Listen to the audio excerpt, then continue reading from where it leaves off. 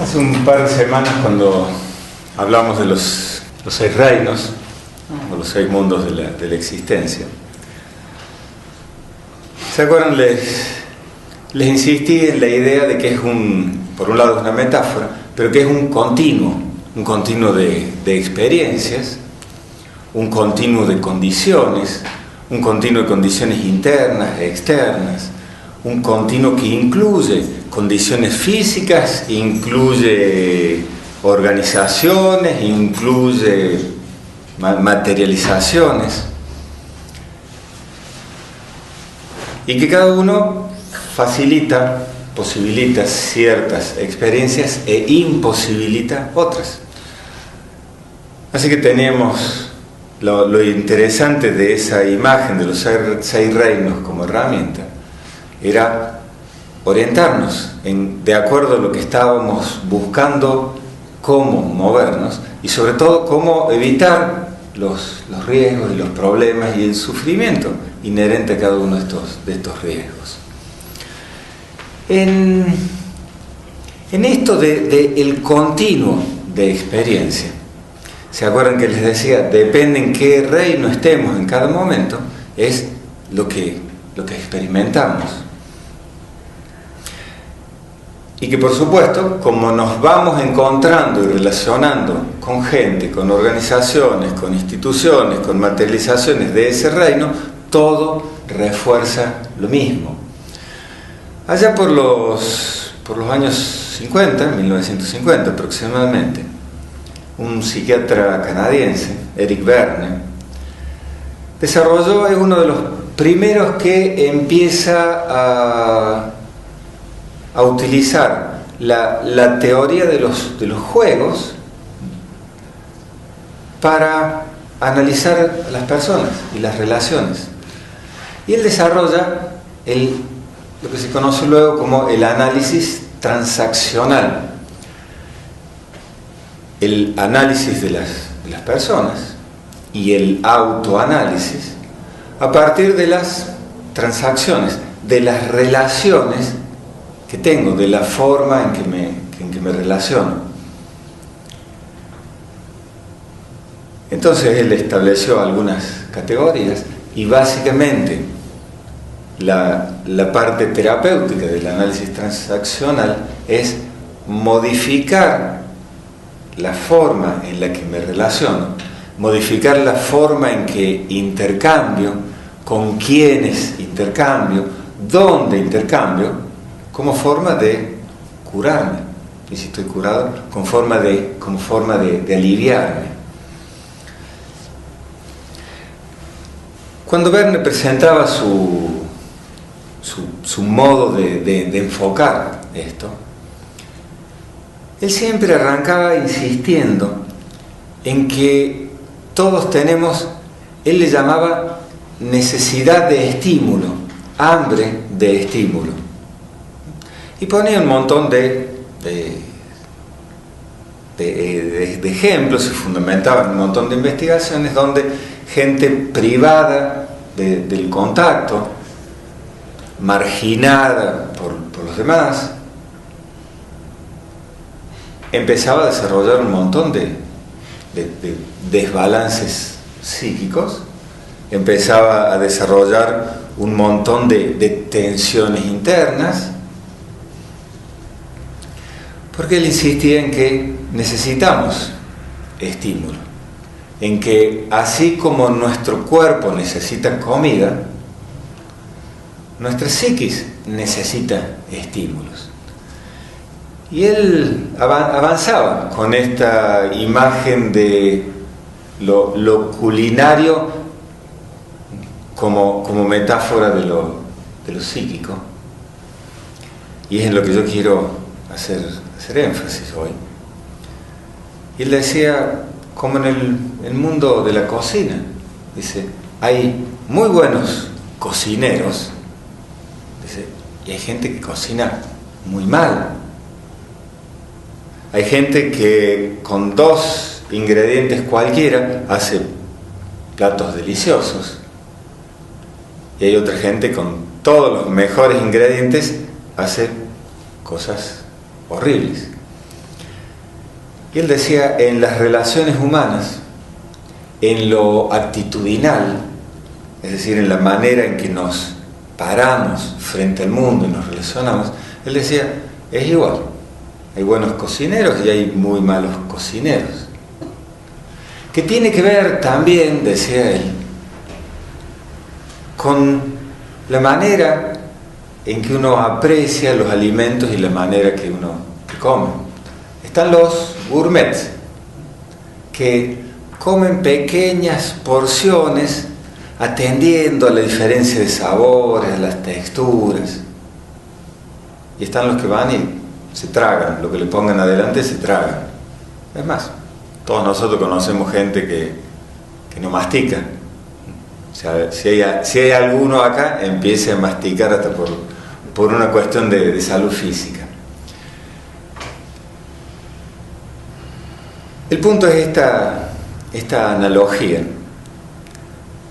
que sirve para pararnos diferente en las relaciones ante el mundo y en la manera en que nosotros atendemos de nosotros mismos, con los impulsos que surgen en nosotros. Vamos y nos atoramos con ese impulso, como el que va y se traga el plato que le pusieron adelante y ni le sintió el gusto, o lo saboreamos. Somos capaces de identificar los distintos sabores, o nos metemos a la boca algo que está en mal estado y ni nos damos cuenta y lo tragamos igual. Verne decía, de la misma forma que el cuerpo enferma por comer alimentos en mal estado, lo mismo sucede con las impresiones, con los sentidos. Ese hambre de estímulo que tenemos, o lo dejamos librado casi al azar, a la suerte, a ver qué menú nos acerca a la vida, o ese hambre de estímulo lo refinamos, lo dirigimos, empezamos a seleccionar el tipo de estímulos, empezamos a no meternos en la psiquis estímulos en mal estado, empezamos a no ir a alimentarnos psíquicamente de lugares insalubres. Quizás de ahí haya venido toda esta idea de las relaciones tóxicas, las personas tóxicas, toda la cuestión. Y sí, es cierto, en ese sentido. Todo esto tiene que ver con la forma en que estructuramos nuestras percepciones, las formas que elegimos para sentir, los modelos a los cuales le damos valor. Los modelos necesarios nos sirven para más o menos ordenar el mundo, nos sirven para no tener que estar repensando todo al mismo tiempo.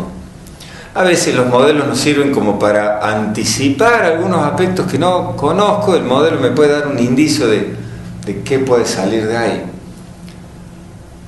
Pero en lo vital, hay modelos que encierran, hay modelos que nos llevan a estar cada vez más encerrados y más imposibilitados, y hay modelos que incluyen el abrirse.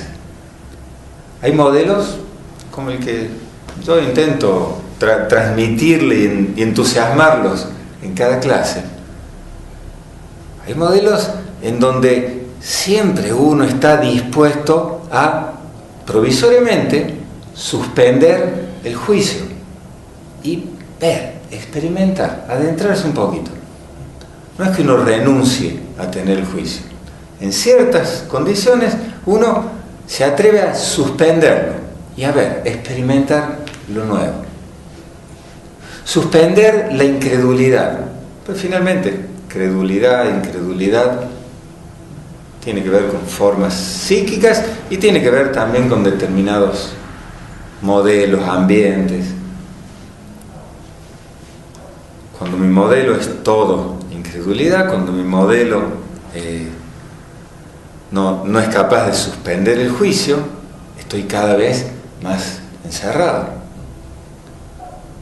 Y en general esos modelos que encierran siempre están reforzados por otros que, o interesadamente o en su ignorancia, más refuerzan el modelo de encerrarse. Hace un tiempo, una alumna llevaba poco tiempo acá. Un día se acercó a comentarme la experiencia que estaba teniendo, porque ella se sentía bien acá, los temas estos le iban dando otras claridades, le iban llevando a mirar desde otras perspectivas algunos aspectos de su vida, y se daba cuenta que tenía otras opciones. Pero a la iglesia a la que iba comentó que hacía yoga y se encontró con que casi algunas personas la acusaron de haberse entregado a los brazos de Satanás directo o menos.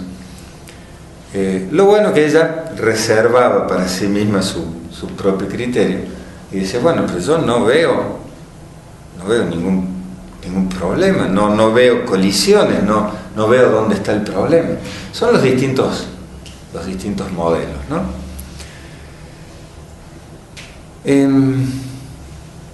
Entonces, ¿dónde nos alimentamos?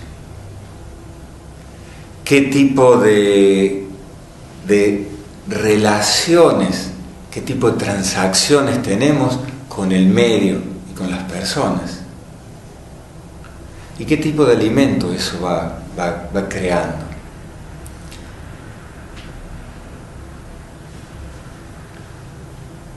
Cuando los modelos nos van llevando a enriquecernos, nuestros horizontes se van haciendo más amplios. El horizonte amplio es cada vez voy teniendo más posibilidades de lo que sea, desde lo laboral hasta mis estudios, hasta la forma de resolver mis situaciones de familia, de pareja, con mis amigos. En esto ya no es de Verne, no es de Eric Verne, es de la psicología ya de la última parte del siglo XX. A partir de un montón de experimentos se desarrolló el concepto de el yo narrador y el yo experimentador. Los que conocen de acá algo de lo que hemos hablado acá del cuarto camino y esta visión de la multiplicidad de los yoes ya estarán pensando en eso. Vamos a hablar de eso un poco la clase que viene para los que no están familiarizados. Pero la psicología en la última mitad del siglo XX desarrolla, entre otras cosas, estos conceptos. Mejor dicho, los desarrolla porque surge, lo ve en los experimentos. Una parte nuestra, que es el yo relator, es el que explica. Nos explica a nosotros mismos, para empezar, qué es lo que pasó, qué es lo que está sucediendo, cuál es nuestra historia. Ese explica.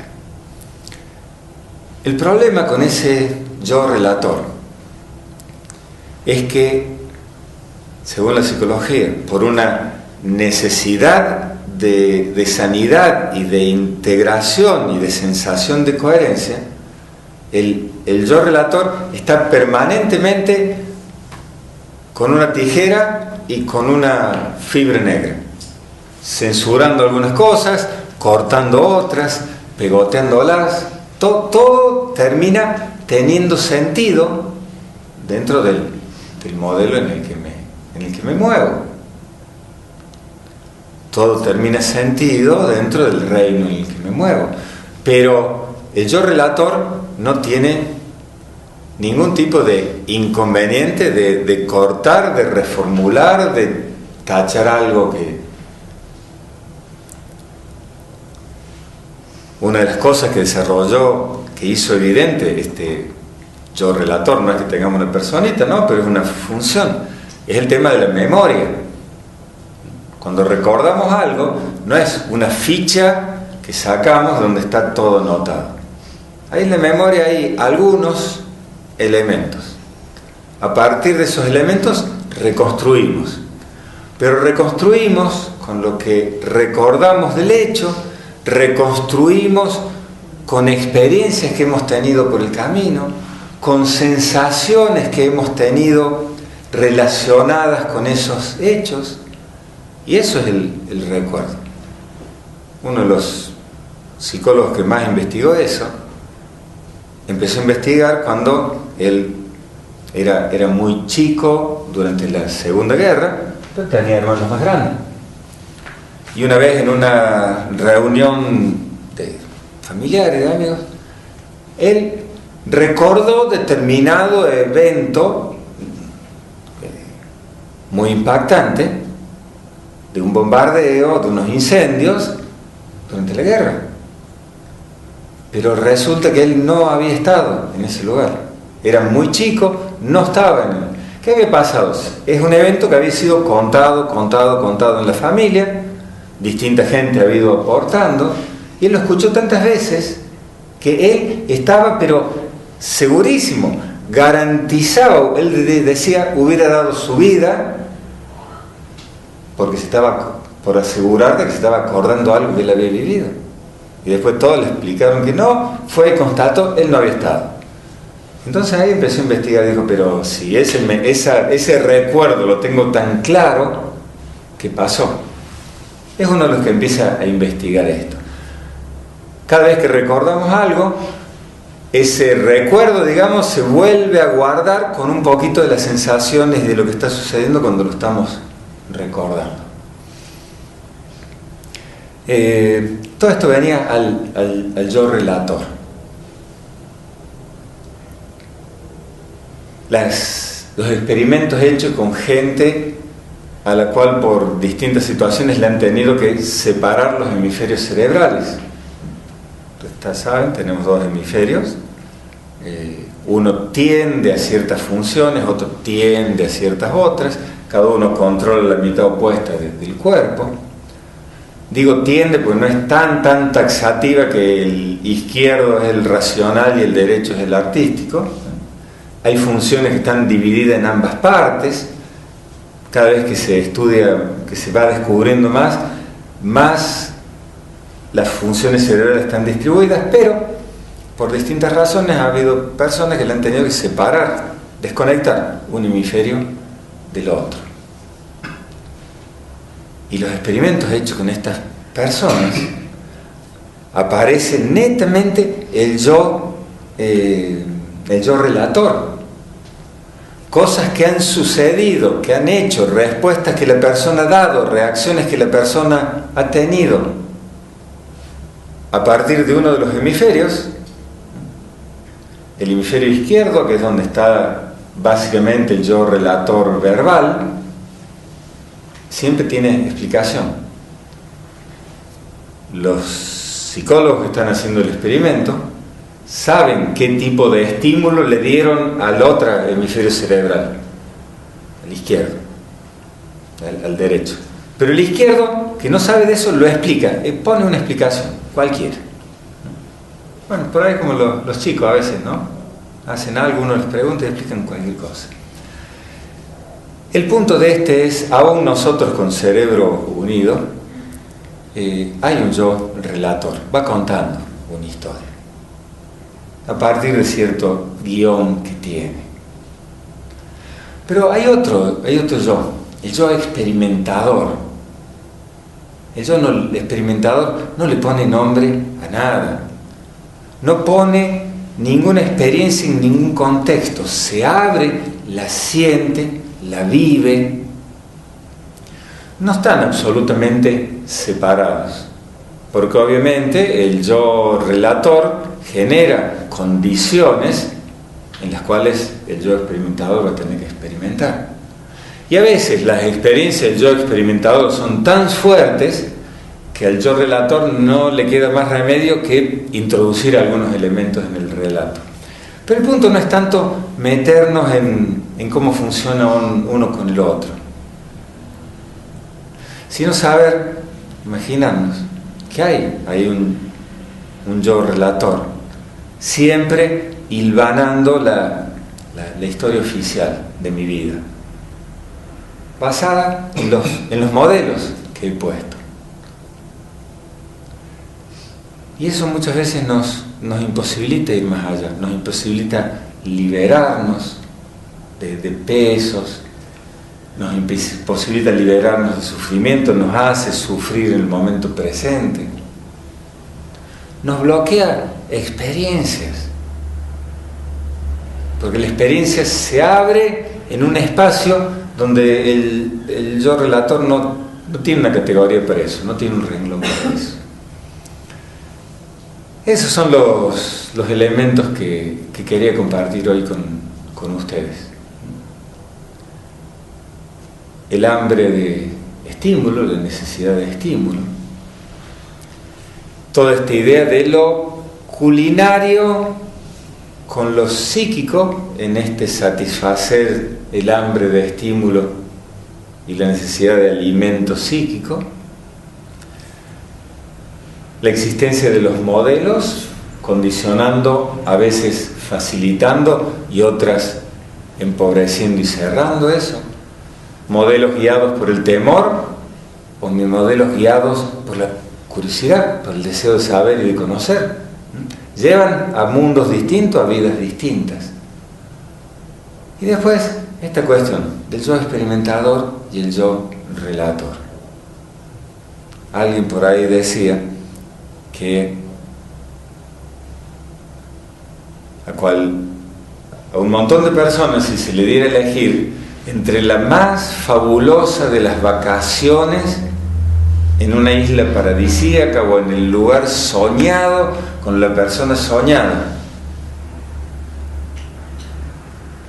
e ir a hacer un recorrido a alguna ciudad histórica, antigua, con un guía cultural, turístico, pero la condición es que las vacaciones soñadas, al final de las vacaciones, antes de subirse al avión, hay que tomarse una pastilla y uno se olvida todo. Dice, la mayoría iríamos y elegiríamos las vacaciones más aburridas, porque dice, la tarjeta de crédito se la damos para que la maneje el yo relator, no el yo experimentador. Es una imagen entretenida y por ahí inspiradora para salirnos un poco del libreto, permitirnos la experiencia. Bien, eso. Con el gusto de haber compartido estos minutos contigo, te aliento a expresar aquí tus ideas. Tus preguntas y comentarios serán atendidos y siempre tendrán respuesta. Te invito también a suscribirte a este canal y ser parte de la transformación positiva. Dale vuelo, dale brillo a tu vida.